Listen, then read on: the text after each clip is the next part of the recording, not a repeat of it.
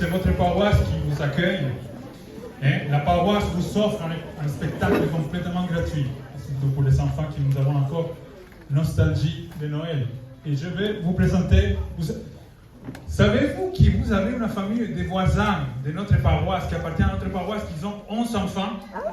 C'est Étienne et Christelle. Hein? Christelle est suisse. Et Étienne, il est parisien.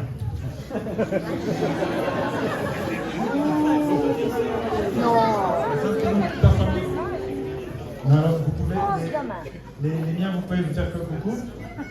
Il y a d'autres familles. Il y a d'autres familles qui rivalisent, par exemple Sergio et Susanna, avec leurs enfants. Donc on est à peu près 7 à 77 ans. Côté 77 ans, je crois que c'est assez juste. On a des champions qui sont encore très très loin de ça. Marie-Pierre, Christine, Gabriella, qui sont avec nous. On a aussi beaucoup d'autres familles qu'on ne va pas présenter. Je voulais vous dire juste deux choses. La première, c'est que cette troupe, quand on a répété un jour, ils étaient chez moi et c'était plus long que d'habitude, ils ont voulu manger. J'avais 3 œufs, je devais faire de la mayonnaise. J'avais qu'un seul litre d'huile. J'ai commencé à mettre le premier tiers, le premier œuf, ça a complètement foiré. Ça n'a pas pris. J'avais pas le bon récipient. Deuxième œuf, deuxième tiers d'huile, foiré à nouveau. Et là, j'ai commencé à stresser. Tous les enfants étaient là, on a faim. J'ai retrouvé miraculeusement le dernier pot. Et avec le mixeur Bamix Swissmed, ça a finalement marché. Et après, on a pu tout réintroduire et en fait, tout a été récupéré. Et je ne veux pas faire du catéchisme, mais Dieu, un peu, son histoire, je crois que c'était la même chose. Il a créé l'homme libre. C'était ça un peu la prise de risque. Il y a eu beaucoup de surprises. Et ça n'a pas forcément pris la mayonnaise. Et il y a eu les prophètes, etc. Et à la fin, il a envoyé Jésus pour Noël. Et il y a une personne qui avait compris ça, qui s'appelle François d'Assise, qui est né dans une famille riche en Italie. Et il a renoncé à pas mal de choses pour pouvoir faire prendre la mayonnaise dans sa vie. Et c'est l'histoire qu'on va vous raconter. Et la dernière chose, c'est que notre chef Mario et sa femme Tiffany, c'est un chrétien d'Orient. Et ils sont de rite maronite. Et il y a un chant syriaque. On va commencer par ça, c'est un peu bizarre, vous offusquez pas. C'est de l'araméen, c'est la langue de Jésus, qui était aussi la langue des Juifs et des Arabes quasiment en commun à l'époque, c'était qu'une seule langue. Et c'est un chant qu'on chante en particulier à Noël, et qui a, je pense, 1500 ans ou plus, et c'est pour nous mettre dans l'ambiance de Noël. Voilà.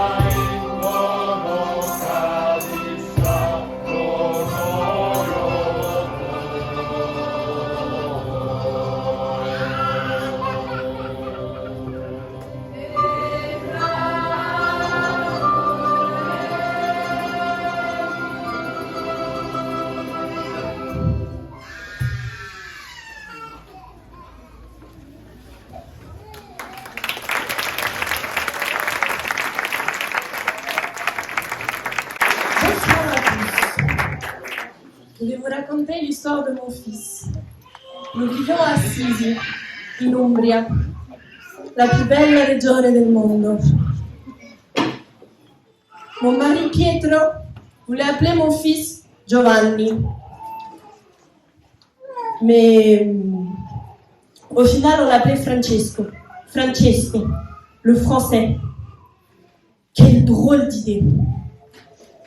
Mon mari voulait aussi que mon fils reprenne le business de famille avec les tissus. Mais après qu'il ait suivi l'école de l'évêque en faisant un peu n'importe quoi, en allant dans les tavernes, en mauvaise compagnie, il a décidé de devenir chevalier. Che stupidaggine. Chevalier. Il est donc parti, à cheval, combattre les ennemis.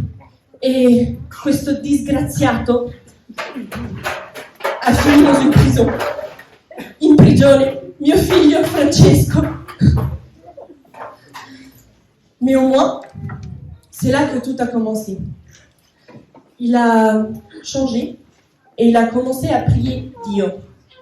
Parce qu'il était disperato. Et il a commencé à prier il Signore.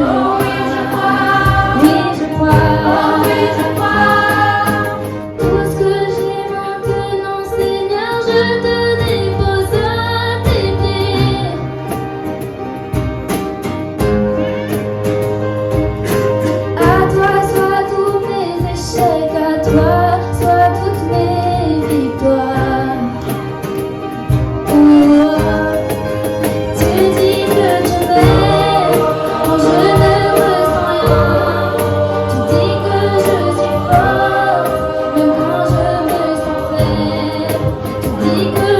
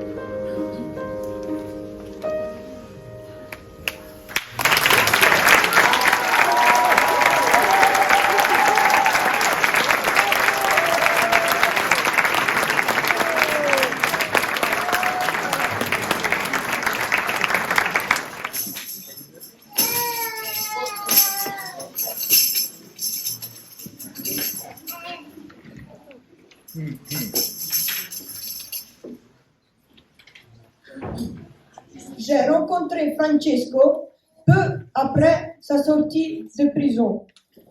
Il était encore très faible, mais il avait comme une lumière dans les yeux. Moi, qui suis lépreux, personne ne s'était approché de moi depuis des années. Je marchais avec ma flèche et les gens partaient en courant. Mais Francesco, lui, n'a pas détourné son chemin. Il s'est approché de moi, m'a embrassé la main et m'a dit: Mon ami, j'ai eu un songe cette nuit. Une voix m'a demandé: qui te donne le plus d'amour? Le monde des tavernes et de la chevalerie? Ou bien Dieu, moi qui t'ai créé? Pourquoi ne sers-tu pas le bon maître? Francesco s'est mis alors à fredonner devant moi cette prière.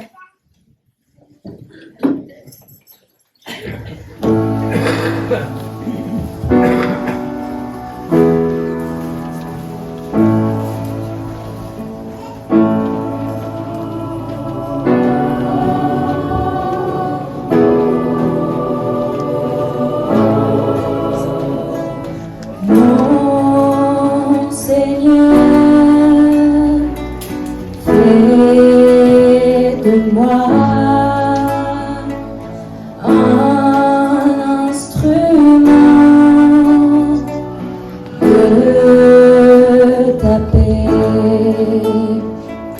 Là où est la haine, que je mette l'amour.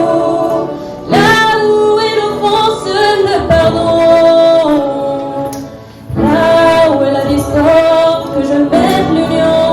Là où est l'erreur, que je mette la vérité. Mon Seigneur, fais de moi un instrument de ta paix. Là où est le doute, que je mette la foi. Là où est le désespoir, l'espérance. Là où sont les ténèbres, que je mette la lumière. Là où est la tristesse, que je mette la joie.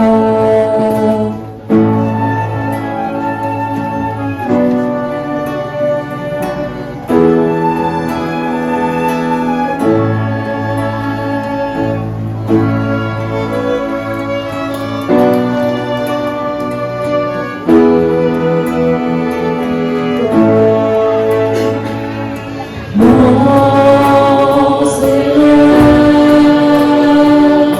fais de moi un instrument de ta paix. Ô Seigneur, que je ne cherche pas tenter de consoler qu'à consoler. À être compris qu'à comprendre, à être aimé qu'à aimer. Car c'est en se donnant qu'on reçoit, c'est qu'en s'oubliant qu'on se retrouve, c'est en pardonnant qu'on est pardonné, et c'est en mourant qu'on ressuscite à la vie éternelle.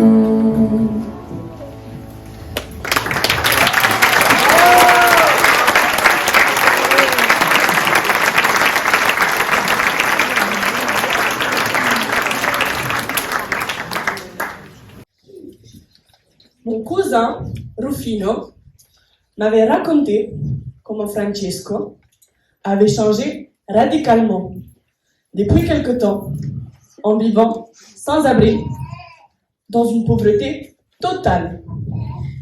Dans la Cappella di San Damiano, Dio lui avait demandé de reconstruire son église, car elle tombait en ruine. Depuis, Francesco passait tout son temps à prier et à reconstruire les chapelles de la contrée.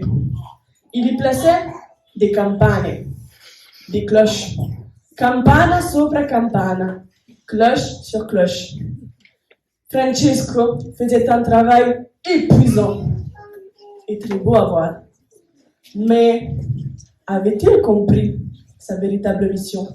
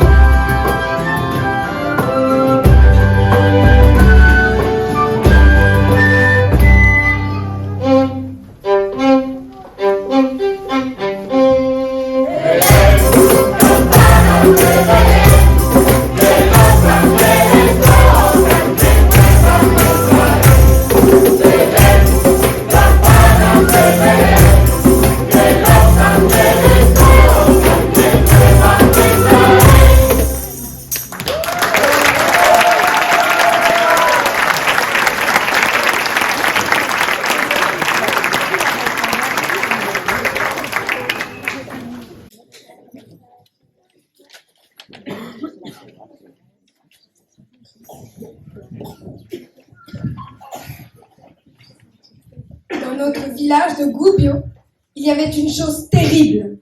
La peste? Non, La famine? bien pire. Mais quoi alors? Il y avait un loup qui nous terrorisait. On ne laissait plus les enfants jouer dehors. Seuls des fous, comme Francesco, Rufino et sa cousine Chiara, osaient se promener dans les parages. Ils semblaient n'avoir peur de rien. Pazzesco. Foutu pour foutu, nous lui avons demandé de l'aide. Et il est sorti dans la prison, dans la forêt.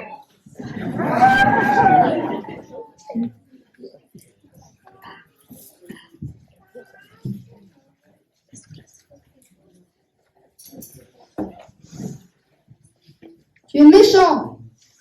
Tu blesses et tu tues sans permission les créatures que Dieu a créées. Mais je veux faire la paix entre toi et les habitants de Gubbio. Oui, car un enfant est né à Bethléem. Maintenant, le loup peut habiter et jouer avec l'agneau.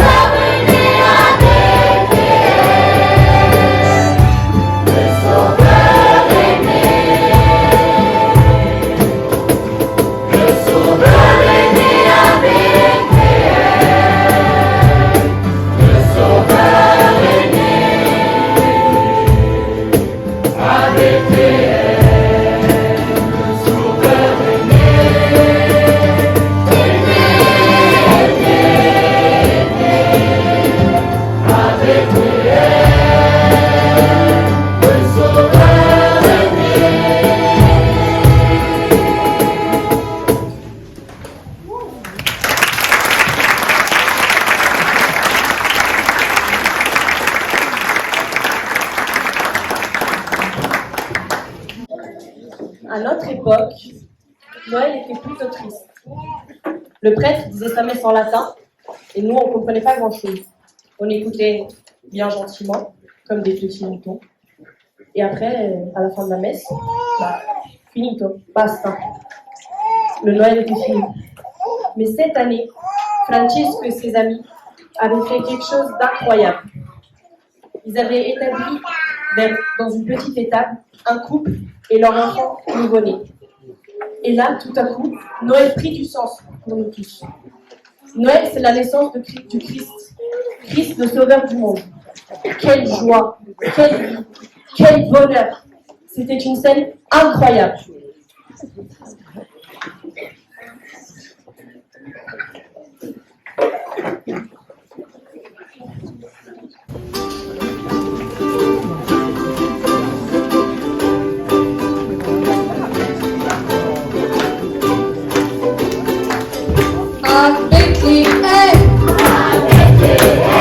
Dans une humble crèche, le sauveur, s'appelait Jésus, Jésus de Nazareth, et né pour nous.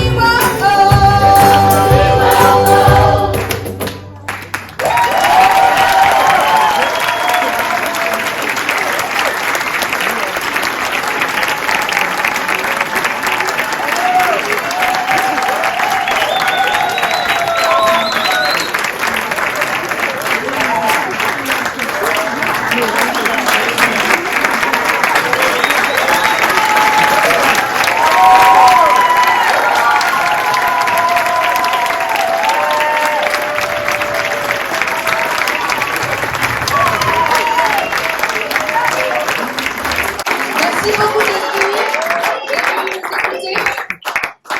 Alors, juste quelques informations. Alors, on est très heureux de vous accueillir ensuite pour un banquet. Les enfants, vous êtes bienvenus dans la salle à côté si vous préférez, c'est plus simple. Il y a un banquet exprès pour vous. Et juste avant d'y aller, on vous propose de chanter avec nous la dernière chanson.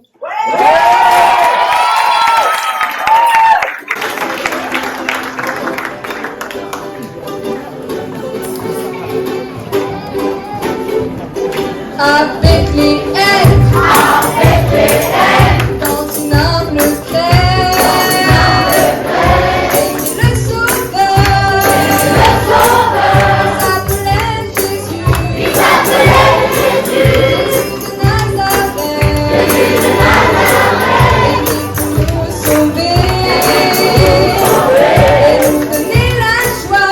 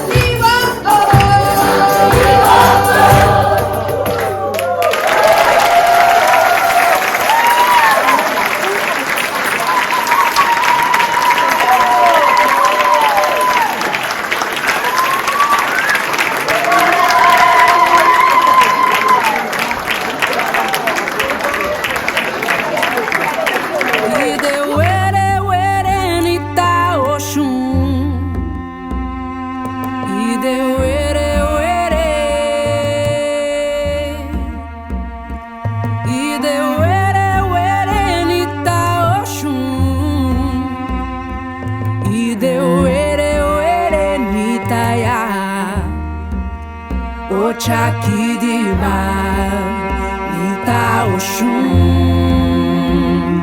Cheke Cheke Cheke Nitaya Ide Were Were Ide Were Were Nita Oshun Ide